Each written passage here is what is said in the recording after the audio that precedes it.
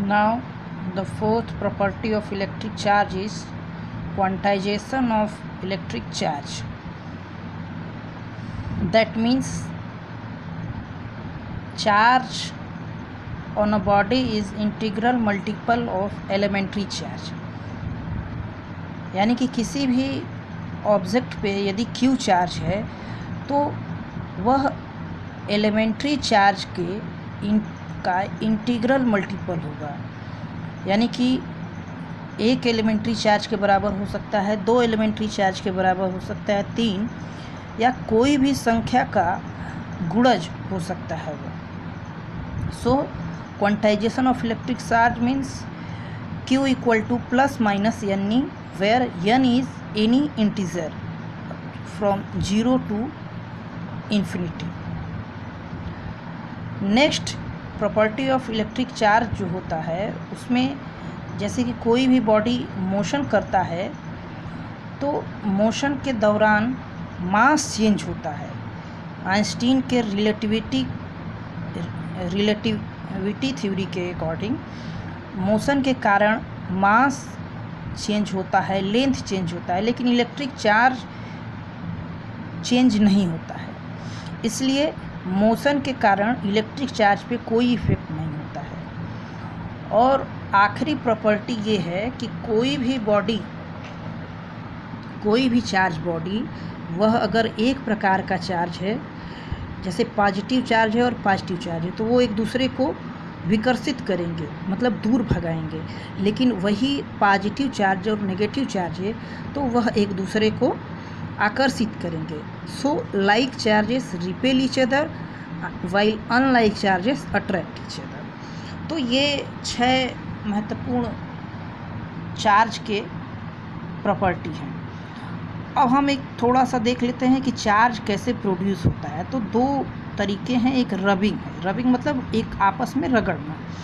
तो जब हम 2 बॉडी को आपस में रगड़ेंगे तो एक बॉडी का इलेक्ट्रॉन दूसरे बॉडी के इलेक्ट्रॉन पे ट्रांसफ़र हो जाएगा और इस तरीके से एक बॉडी पॉजिटिव चार्ज हो जाएगा और दूसरा बॉडी नेगेटिवली चार्ज हो जाएगा।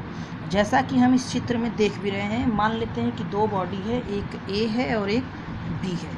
अब इन दोनों को आपस में रगड़ने के बाद A पर से इलेक्ट्रॉन B में चला गया। तो इस तरीके से हम कह सकते हैं कि रबिंग है। रबिंग के कारण जिस पे इलेक्ट्रॉन गया वो नेगेटिव चार्ज हो गया, जिससे लिया गया इलेक्ट्रॉन वो पॉजिटिव चार्ज हो गया। उदाहरण के तौर पे एक ग्लास रॉड और एक सिल्क क्लॉथ, रेशम का कपड़ा और ग्लास रॉड को अगर हम आपस में रगड़ेंगे तो यह पाएंगे कि ग्लास रॉड जो है वो पॉजिटिवली चार्ज हो जाता है और रेशम का कपड़ा नेगेटिवली चार्ज हो जाता है। तो ये रबिंग से चार्ज प्रोड्यूस किया जाता है। अगला चार्ज प्रोड्यूस करने का तरीका है, उत्पन्न करने का तरीका है इंडक्शन। इंडक्शन में हम क्या करते हैं कि हम मान लेते हैं कि नेगेटिव चार्ज बनाना चाहते हैं, तो उसके लिए हम सबसे पहले एक पॉजिटिवली चार्ज बॉडी लेते हैं और जो बॉडी न्यूट्रल होता है उसको उसके पास लाते हैं। ये देखिए 4 स्टेप हैं। तो सबसे पहले हम एक पॉजिटिवली चार्ज बॉडी लिए और एक नो चार्ज या न्यूट्रल बॉडी ले लिए। तो सबसे पहले इन दोनों को एक दूसरे के पास लाते हैं। इनको आपस में टच नहीं कराना है, लेकिन पास लाना है।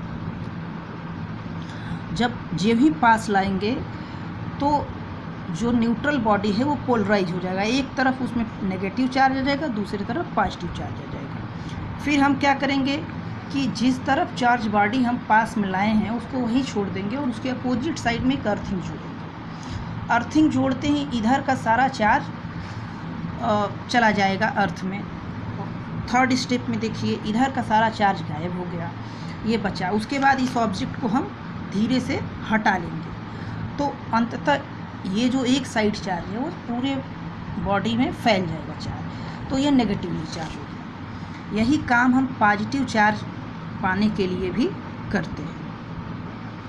तो पॉजिटिव चार्ज अगर हमको किसी बॉडी पे लाना है तो हम इस पॉजिटिव चार्ज की जगह नेगेटिव चार्ज ऑब्जेक्ट लेंगे और एक न्यूट्रल ऑब्जेक्ट लेंगे। मतलब जिस प्रकार का हमें चार्ज चाहिए उसकी ठीक अपोजिट चार्ज बॉडी एक लेंगे और एक न्यूट्रल बॉडी, और उनको इस प्रोसेस से हम चार्ज बॉडी बना सकते हैं। यूनिट ऑफ इलेक्ट्रिक चार्ज, तो SI unit of electric charge होता है कूलॉम। ESU यूनिट एक होता है CGS का, CGS में ESU यानी इलेक्ट्रोस्टैटिक यूनिट ऑफ CGS, उसमें एक कूलॉम बराबर 3 × 10⁹ स्टैट कूलॉम। और एक इलेक्ट्रोमैग्नेटिक यूनिट ऑफ चार्ज होता है, उसमें एक कूलॉम बराबर 1/10 EMU ऑफ चार्ज। तो ये कुछ चार्ज के प्रॉपर्टी, चार्ज कैसे प्रोड्यूस होते हैं और उसके यूनिट क्या है।